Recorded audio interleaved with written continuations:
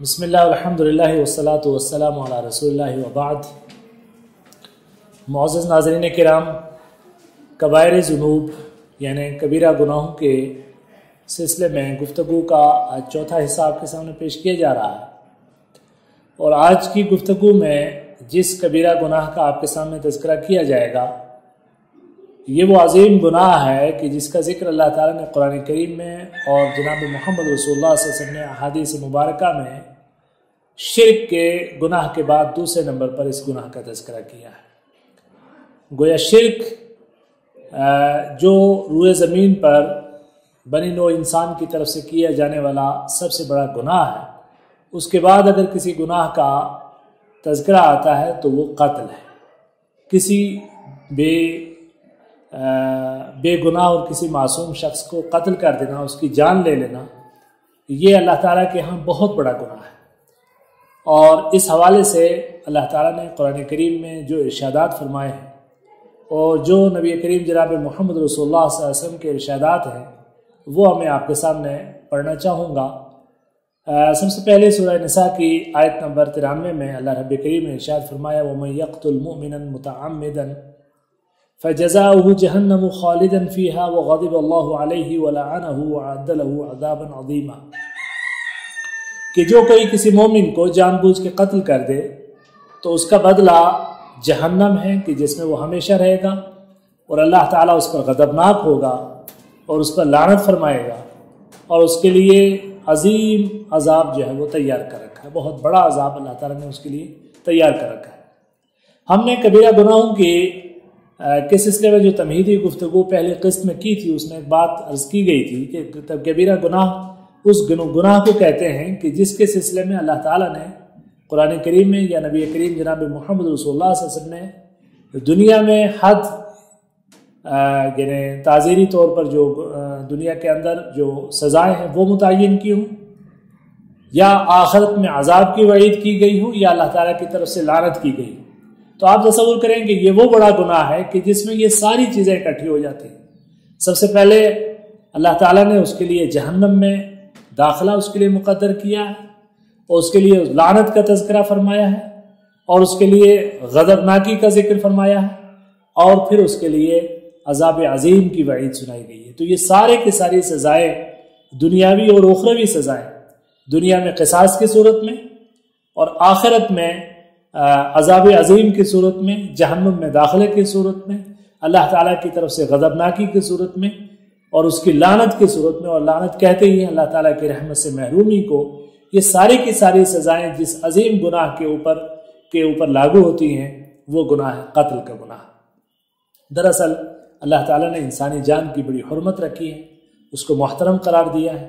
اور اس جان کو بچانا اللہ تعالیٰ نے اپنے بندوں کے لیے جو شریعت متعین کی ہے اس شریعت کے بنیادی مقاصد میں اس چیز کو رکھا ہے۔ چنانچہ وہ علماء کرام کے جنہوں نے مقاصد شریعت پہ لکھا ہے، خصوصی طور پر امام شاطبی رحمہ اللہ نے انسان اس اسلامی شریعت کی جو قانون سازی ہے اس کی جو اہم ترین مصلحتیں ہیں اور جو مقاصد شریعت ہیں ان کو بیان کیا، اور اس میں ایک بات کہی ہے کہ جو مقاصد خمسہ ہیں کہ 5 چیزیں کہ جن کی حفاظت کی اللہ تعالیٰ ضمانت دیتا ہے اور اسلام جن کی حفاظت کی گارنٹی فراہم کرتا ہے، اس میں 5 چیزیں جو ہیں اس میں سب سے پہلی چیز ہے کہ حفظ الدین، اور دوسری ہے حفظ النفس، اور تیسری حفظ النسل، اور چوتھی حفظ العقل، اور 5ویں حفظ المال۔ یعنی حفظ الدین میں یہ ہے کہ اللہ تعالیٰ اپنے بندوں کو اپنی عبادت کے لیے اس نے پیدا کیا ہے، اور اپنے نبیوں کے ذریعے جو سیدھا راستہ اس نے متعین کیا ہے اس راستے پر چلنا انسانوں کا حق ہے۔ اگر دنیا کی کوئی طاقت، کوئی فرد یا کوئی معاشرہ انسانوں کو ان کے اس حق سے روکتا ہے کہ وہ اپنے رب کی عبادت کریں اور اپنے رب کے بتائے ہوئے طریقے پر عمل کرنے کی کوشش کریں، تو اس راستے سے اگر کوئی روکنے کی کوشش کرتا ہے، بندوں کو اپنے معبود کی عبادت سے اگر کوئی روکنے کی کوشش کرتا ہے، تو پھر اللہ تعالیٰ اس گارنٹی کی بنیاد پر پھر انسانوں کے لیے جائز قرار، اس حکومتوں کے لیے جائز قرار دیتا ہے کہ وہ ان رکاوٹوں کو جہاد کے ذریعے ختم کرنے کی کوشش کریں اور انسانوں کا وہ حق ان کو دلائیں کہ وہ اللہ کی اور اپنے رب کی پوجا کریں، اس کی عبادت کریں اور اس کے بتائے ہوئے راستے پر زندگی گزاریں۔ اس کو حفظ الدین کہا جاتا ہے۔ اور اسی میں دوسرے نمبر پر جس چیز کا تذکرہ کیا گیا ہے، دین کی حفاظت کے ساتھ ساتھ پھر اس کی نفس کی یعنی اس کی جان کی حفاظت۔ ہر وہ بندہ چاہے وہ کسی بھی معاشرے کا ہو، کسی بھی ذات اور قبیلے اور رنگ اور نسل کا ہو اور کسی بھی مذہب کا ہو، اس کی جان کو بچانا یہ شریعت کے بنیادی مقاصد میں سے ہے۔ چنانچہ اس حق سے اگر کوئی کسی کو محروم کرنے کی کوشش کرتا ہے اور اس کی جان لے لیتا ہے تو اسلام کا تعزیری نظام اور اسلام کا جو جرم و سزا کا قانون ہے وہ حرکت میں آتا ہے اور اس شخص کے لیے قصاص کا فیصلہ ہوتا ہے کہ اسے قتل کیا جائے۔ اور تیسرا جو مقاصد شریعت میں حفظ النسل ہے کہ بنی نوع انسان کی نسل کی اور یعنی اس کے نسب کی حفاظت کی جائے۔ لہٰذا اگر کوئی کسی کی نسب میں مداخلت کرتا ہے، کسی کے اس طہارت اور اس پاک سلسلے کو متاثر اور آلودہ کرنے کی کوشش کرتا ہے زنا کے ذریعے، تو پھر اس کے لیے یہ حکم دیا گیا کہ اس شخص کو اگر وہ شادی شدہ ہے تو اس کو رجم کیا جائے گا، پتھر مار مار کے اس کو ہلاک کیا جائے گا، اور اگر شادی شدہ نہیں ہے تو اس کو جو ہے 100 کوڑے اس کو سزا دی جائے گی، اس جرم میں کہ اس نے انسانوں کا وہ جو حق تھا کہ وہ اپنی نسل کو اور اپنے نسب کو پاک اور صاف رکھیں، اس میں اس نے مداخلت کرنے کی کوشش کی ہے۔ اور چوتھا حق جو ہے وہ حفظ العقل ہے، یعنی انسانوں کی جو عقل ہے اس کو حفاظت اور اس کو محفوظ رکھنے کی کوشش کی جائے۔ انسانوں کی عقل، اس کی سوجھ بوجھ کے اوپر کوئی ناجائز انداز پر اثر انداز ہونے کی کوشش کرتا ہے تو اس کے لیے انسانی اسلام کا جو قانون ہے وہ حرکت میں آتا ہے، اور اس کی کیفیتیں یہ ہے کہ کوئی کسی کو اگر کوئی نشہ پلاتا ہے یا نشے کی جو ترویج ہے، جتنے بھی منشیات ہیں اس کے سلسلے میں اسلام کا یہ قانون ہے کہ یہ منشیات چونکہ سب سے پہلے انسان کی عقل اور اس کے سوجھ بوجھ پر اثر انداز ہوتی ہیں، لہٰذا اس سلسلے کو روکنے کے لیے اسلام کا قانون حرکت میں آتا ہے۔ اور آخری چیز ہے حفظ المال، کہ انسان کے مال کی اللہ تعالیٰ نے حفاظت کی ذمہ داری لی ہے، چونکہ مال تو اللہ کا ہے اور وہی زمین و آسمان کا حقیقی مالک ہے، اور اس نے انسان کو زمین میں جو ملکیت عطا کی ہے زمین کی صورت میں یا اس کے مال کی صورت میں، چاہے وہ کسی طرح کا مال منقولہ ہو یا غیر منقولہ ہو، جو اس کی ملکیت میں ہے اس کی ملکیت کا شریعت احترام کرتی ہے، اور اس کی ملکیت میں اگر کوئی داخل ہوتا ہے ڈاکے کی صورت میں یا چوری کی صورت میں تو اسلام کا قانون جنایات اور قانون تعزیر اس میں مداخلت کرتا ہے اور اس کو اس سے باز رکھنے کی کوشش کرتا ہے۔ چور کے ہاتھ کاٹے جاتے ہیں اور اسی طریقے سے ڈاکے کے لیے مختلف سزائیں متعین کی گئی ہیں۔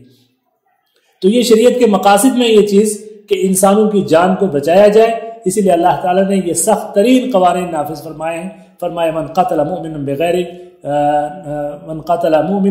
بغیر متعمدا فجزاؤ جہنم خالدا فیہا وغضب اللہ علیہ ولعنہ وعد له عذابا عظیما، کہ جو کوئی کسی مومن کو جان بوجھ کر قتل کرتا ہے تو اس کا بدلہ جہنم ہے جس میں وہ ہمیشہ رہے گا، اللہ اس پر غضبناک ہوگا، اس کے لیے لعنت فرماتا ہے اور اس کے لیے اس نے عذاب عظیم تیار کر رکھا ہے۔ لیکن یہاں پر مومنن کے سے آپ یہ نہ سمجھیں کہ صرف یہ اللہ تعالیٰ کی طرف سے یہ وعید صرف مومن کو قتل کرنے کے سلسلے میں ہے۔ دوسری جگہ اللہ تعالیٰ نے ہی قرآن کریم میں فرمایا کہ من قتل نفسا بغیر نفس او فساد فی الارض فکأنما قتل الناس جمیعا، کہ جو کسی بھی نفس کو بغیر کسی نفس کے یعنی کسی بھی جان کو بغیر کسی جان کے بدلے کے قتل کرتا ہے، چونکہ قتل کی کچھ جائز صورتیں بھی ہیں۔ قتل کی جائز صورت یہ ہے کہ قاتل کو اس کے قتل کی سزا قصاص کی صورت میں دی جائے، اور حکومت کا کام ہے اس سزا کو دینا، اور وہ بھی ایک عدالتی پروسیس سے گزارنے کے بعد۔ اسی طریقے سے اگر کوئی زنا کا ارتکاب کرتا ہے کوئی جو ہے شادی شدہ شخص، تو اس کے لیے جو ہے اس کو رجم کر کے قتل کرنے کی سزا شریعت نے متعین کی ہے۔ اسی طریقے سے اگر کوئی بغاوت کرتا ہے اپنے دین سے اور اپنے ملک سے اور اپنے مذہب سے اور اپنی اسلامی حکومت سے، تو اس کے لیے بھی جو ہے قتل کی سزا ہے۔ تو یہ 3 جائز صورتیں ہیں کہ جس میں کسی انسان کی جان لی جا سکتی ہے۔ اس کے علاوہ فرمایا کہ من قتل نفسا بغیر نفس، کسی جان کو بغیر کسی جان کی یعنی بغیر اس طرح کی جائز صورتوں کے اگر کوئی قتل کرتا ہے فکأنما قتل الناس جمیعا، گویا اس نے تمام انسانیت کو قتل کر دیا۔ ومن احیاها فکأنما احیا الناس جمیعا، اور جس نے کسی ایک جان کو کو بچانے میں مدد کی، اس نے گویا پوری انسانیت کو بچانے کی کوشش کی۔ کیوں ایسا یہ الفاظ اپنی ایک عظیم معنویت رکھتے ہیں اپنے اندر اس اعتبار سے کہ آپ یہ تصور کیجئے کہ دنیا کے حقوق انسانی کے جتنے چارٹر ہیں اور دنیا کے جتنے جو ہے دہشت گردی اور قتل و غارت گری کے سلسلے میں جتنے قوانین بنتے ہیں اور جتنی سفارشات ہوتی ہیں، وہ ساری اگر ایک پلڑے میں رکھی جائیں تو اللہ تعالیٰ کا یہ حکم یقیناً ان کے مقابلے میں بھاری ثابت ہوگا کہ جس میں ایک انسان کی جان کو بچانا گویا پوری انسانیت کی جان کو بچانا قرار دیا گیا ہے، اور ایک انسان کی جان کو لے لینا پوری انسانیت کی جان لے لینا قرار دیا گیا ہے، اس لیے کہ قتل کو جنم دیتا ہے، قتل کا سلسلہ قتل سے آگے بڑھتا ہے، خون کی پیاس مزید خون تک انسان کو لے جاتی ہے، اور یہ لامتناہی سلسلہ نسلوں میں چلتا ہے، معاشروں میں چلتا ہے، معاشرہ قتل و غارت گری، اور یہ حرمت جب ایک بار ٹوٹتی ہے تو پھر یہ حرمت باقی نہیں رہتی، پھر انسان کا خون جب ناجائز خون زمین پہ گرتا ہے تو اس کے نتیجے میں پھر ہزاروں خون بہتے ہیں، اس لیے شریعت چاہتی ہے کہ وہ ایک انسان کہ جو معصوم ہے اس کا خون نہ بہنے دیا جائے اور اس سلسلے کو وہی روک دیا جائے پہلے ہی مرحلے میں، اس لیے فرمایا کہ من قتل نفسا بغیر نفس او فساد فی الارض فکأنما قتل الناس جميعا، اور دنیا کے اندر جہاں بھی قتل و غارت گری ہے اس کے پیچھے ناانصافی ہے، اور ناانصافی کسی معصوم شخص کے قتل سے شروع ہوتی ہے اور اس کے نتیجے میں روئے زمین خون سے لالہ زار ہو جاتی ہے۔ تو اس لیے اللہ تعالیٰ نے قرآن کریم میں جو ہے سخت ترین یہ آیات نازل فرمائی، اور حدیث میں فرمایا کل ذنب، اور یہ سیدنا ابو درداء رضی اللہ تعالیٰ سے سنن ابو داؤد میں روایت ہے، فرمایا کل ذنب عسى الله ان یغفرہ، کہ ہر گناہ کے سلسلے میں قریب ہے کہ اللہ تعالیٰ اسے بخش دے،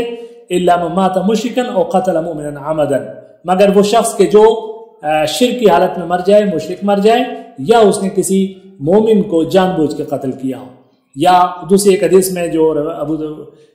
جو ہے بہقی میں روایت کی گئی ہے کہ اللہ تعالیٰ نے، اللہ کے رسول نے فرمایا لزوال الدنیا اہون علی اللہ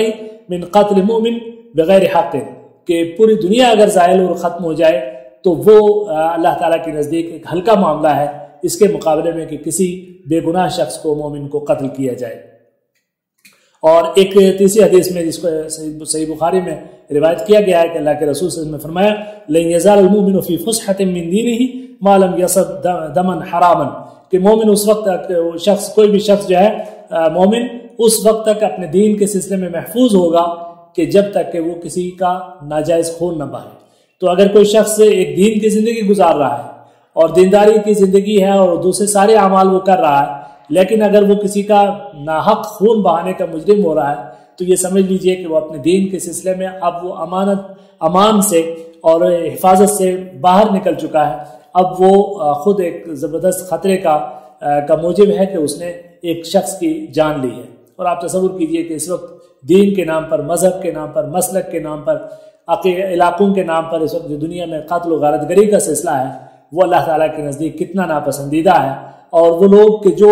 دین کا لبادہ اوڑھ کر قتل کے کسی بھی اقدام سے وابستہ ہیں اور بالکل جو ہے معمولی قسم کے معاملات، چھوٹی سی زمین کے ایک ٹکڑے پر، گھاس کے ایک تیلے پر،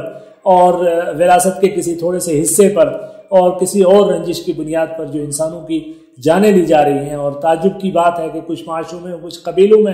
یہ بہادری اور مردانگی سمجھی جاتی ہے کہ آدمی نے کتنے مرڈر یا کتنے قتل کیے ہیں، وہ سارے کے سارے قاتل اللہ کے نزدیک زبردست قسم کے مجرم، جرم کے شریک ہیں۔ اس لیے حدیث میں نبی کریم صلی اللہ علیہ وسلم نے فرمایا کہ بنو آدم میں جو سب سے پہلا قتل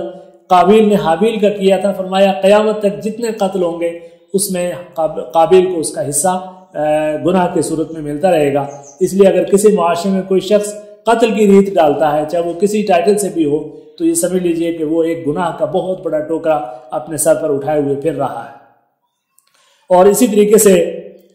اس حوالے سے نبی کریم صلی اللہ علیہ وسلم کی وہ حدیث کی جس سے اس بات کو، اس گفتگو کے سلسلے کو میں ختم کروں گا، اس میں نبی کریم صلی اللہ علیہ وسلم سے عبداللہ ابن عمرو ابن عاص رضی اللہ تعالیٰ عنہ روایت کرتے ہیں، وہ فرماتے ہیں کہ رأیت رسول اللہ صلی اللہ علیہ وسلم یطوف بالکعبہ، کہ میں نے رسول کریم صلی اللہ علیہ وسلم کو دیکھا کہ آپ کعبہ کا طواف کر رہے تھے اور آپ فرما رہے تھے ما اطیبک واطیب ریحک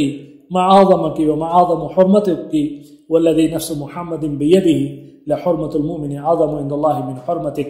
یہ ابن ماجہ سے روایت ہے کہ رسول کریم صلی اللہ علیہ وسلم جو ہے طواف کعبہ کرتے ہوئے فرما رہے تھے کہ اے کعبہ تو کتنا عظیم ہے، اور تیری عز و حرمت کتنی عظیم ہے، تیری خوشبوئیں کتنی عظیم ہیں، لیکن کسی ایک بندہ مومن کی جو ہے کہ حرمت اللہ کے نزدیک تیری حرمت سے بھی بڑھ کر ہے۔ آپ تصور کیجئے کہ روئے زمین پر بسنے والا ہر ایمان والا کعبۃ اللہ کے دیدار کی تمنا اپنے دل میں رکھتا ہے، اور کعبۃ اللہ کی طرف اٹھنے والی ہر میلی آنکھ کے سلسلے میں ہر مومن کے دل میں یہ جذبہ ہے کہ اس کے سلسلے میں وہ اپنا جان اور مال بھی قربان کرنے سے دریغ نہیں کرے گا۔ لیکن فرمایا رسول کریم صلی اللہ علیہ وسلم نے کہ کعبہ اپنی ساری رعنائیوں، اپنی حرمتوں اور عظمتوں اور جلالتوں کے باوجود اللہ تعالیٰ کے نزدیک مومن کے خون سے کمتر ہے، اور مومن کا خون اس کے نزدیک اور مومن کی حرمت اس سے بڑھ کر ہے۔ لہٰذا وہ لوگ کہ جو قتل و غارت گری کا بازار سجائے رہتے ہیں، یا انسانوں کو قتل کرنے کی مختلف طریقے سے، اور قتل کرنا یہی نہیں ہے کہ کوئی آدمی کسی شخص کو جو ہے قتل کر لے کسی بھی قتل کے جو معروف طریقے ہیں اس کے مطابق، بلکہ کسی کی قتل میں شریک کی سازش کرنا، اس کی تمنا کرنا، اس کے لیے ماحول سازگار کرنا، اس کے لیے جو ہے لوگوں کو تیار کرنا اور اس کے لیے سازشیں کرنا، اور جادو کے ذریعے کچھ لوگ دوسروں کو قتل کرنے کی کوشش کرتے ہیں، اور خفیہ ذرائع سے لوگ دوسروں کو اپنے راستے سے ہٹانے کی کوشش کرتے ہیں، وہ سارے کے سارے قاتل ہیں، وہ قتل کے شریک ہیں، وہ قتل کے مجرم ہیں، اور اللہ کے نزدیک کبیرہ گناہوں میں شرک کے بعد کا یہ سب سے بڑا گناہ ہے کہ جس کے نتیجے میں اللہ تعالیٰ نے انسانوں کے لیے دنیا کی بھی سزائیں اور آخرت کی بھی سزائیں متعین کی ہیں۔ آج کے سلسلے کو یہی ختم کرتے ہوئے اگلی قسط کے لیے، اور وہ جو ہے زنا کے سلسلے میں گفتگو ہوگی آپ کے سامنے۔ اگلا جو کبیرہ گناہ آپ کے سامنے ڈسکس کیا جائے گا وہ زنا کا جرم ہے۔ تو اسی پر اپنی بات کو ختم کرتا ہوں۔ وآخر دعوانا ان الحمدللہ رب العالمین۔